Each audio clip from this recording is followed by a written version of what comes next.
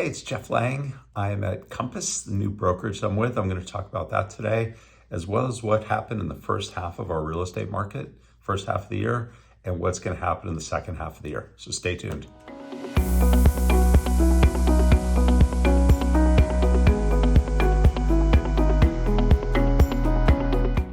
So I just moved brokerages. I'm now at Compass, which is the #1 brokerage in the entire country. And I moved for a couple of reasons. Number one, the technology is absolutely outstanding.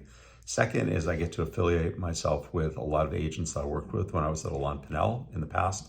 And also what you're going to start seeing are incredible resources that I'm going to be providing as we go forward. So stay tuned for those. And the best email to always reach me at now is jeff.lang@compass.com. Okay, let's jump into the market. So here's what happened in the first half of the year. Specifically in the second quarter, prices are actually up for the first time in an entire year. They're still down almost 10% from a year ago, which was the absolute peak. April, if you remember, I've talked about this a lot. April had just an extreme growth just that 1 month. So prices really spiked then, and we're down just under 10% since then. Also in our market, not surprisingly, the real sweet spot are homes that are priced between $1 million and $3 million. Those are the homes that are getting the most competition and selling for over the asking price. In terms of that, on a national level, the National Association of Realtors is saying that now roughly 3 offers are coming in for every home that's on the market. In the sweet spot here in San Mateo County, what I'm seeing is probably 6 to 8 offers in those more desirable homes in that pricing sweet spot. This is also the first quarter in a year since that really competitive time where we're seeing consistent overbids. So this is just the nature of the market. There's very little inventory. And in fact, in July, we look at the inventory to start the month. July was actually down by 25% from the inventory we had last year. So it's a case where there are a few sellers that are willing to sell their home and take on a higher interest rate loan. And so they're staying in their home, so there's not the inventory.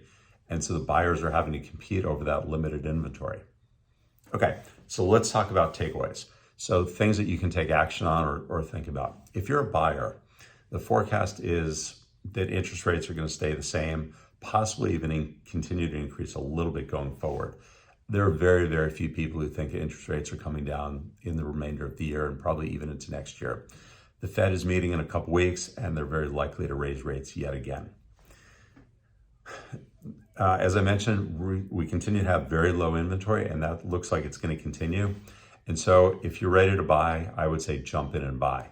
It allows you to lock in interest rates that are currently, you know what you're getting, and competition is where it is. And luckily, as a buyer, summer is often a really great time to buy. A lot of people are on vacation, so you may not have the same competition as if you waited until August or September when everyone's back at it. On the flip side, if you're a seller and it's either time to make a lifestyle change or you happen to have a ton of equity in your home and you're probably going to be paying cash for your next home, now is a fantastic time to sell because you have very little competition.